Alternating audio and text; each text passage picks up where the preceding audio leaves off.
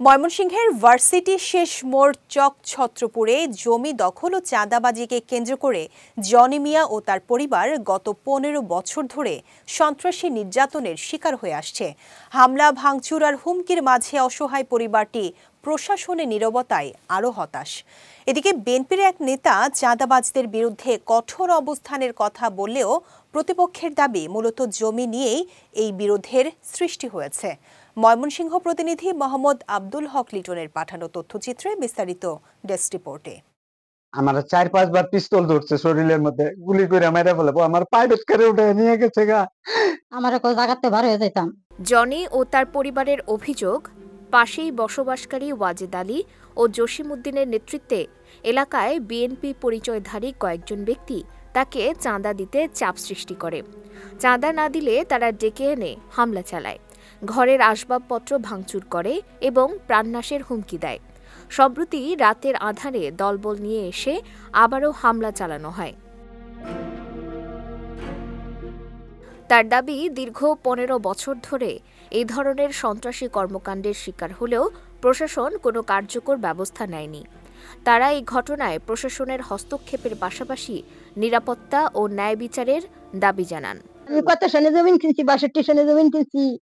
এই জমিন আর কাওলা সব কাওলা দলিল আছে, কাগজ আছে, সব দেখে। এই কাগজে আবার কেউ দেখার পেছে না আমার ছাড়া।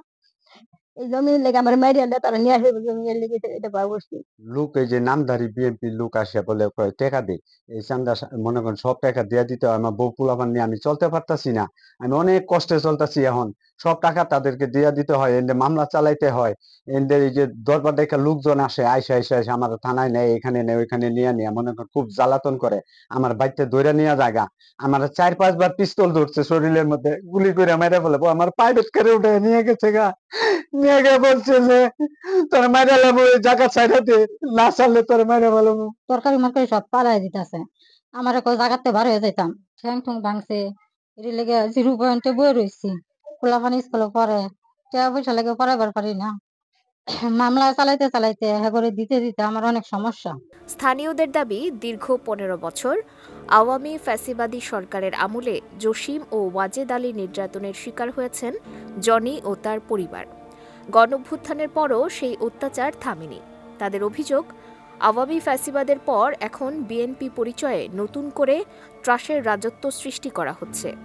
জসিম নামে যে ছেলেটা, সে আওয়ামী লীগ করে, ওই জসিম কিছু বিএনপি নামধারী লোক নিয়ে জনির উপর অত্যাচার করে, বিভিন্ন সময় তার চাঁদাবাজি করে। সে একজন সেলুনে কাজ করে, 7টার পর তাকে অত্যাচার, বাড়ি থেকে হুমকি দুমকি। আমরা এর অবসান চাই। এই সম্পদ দয় দরবার সালিশি অনেক হয়েছে, তারপরও দয় দরবারের ভিতরে মীমাংসা হওয়া যাওয়ার পরে 2-4-5-6 দিন পরে করে কি যুব দলের বিএনপি, ছাত্র দলের বিএনপি এরা আশা করে কি এই হামলা করে। আবার করে কি জসিম করে একটা ছেলে, সে আওয়ামী লীগ করতো, সে করে কি বিরোধী দলের লোক এইভাবে অত্যাচার করে। আমরা এর জন্য বিচার চাই।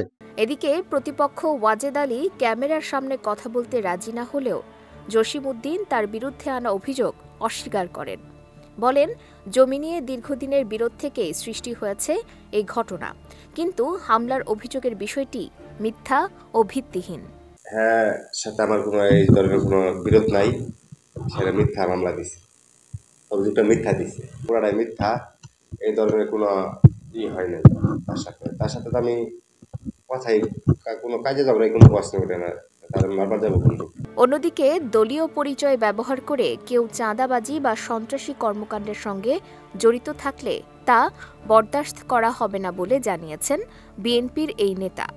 কোনো আপোষ নাই চাঁদাবাদীদের বিরুদ্ধে, সন্ত্রাস নৈরাজ্যের বিরুদ্ধে আমরা জিহাদ ঘোষণা করেছি।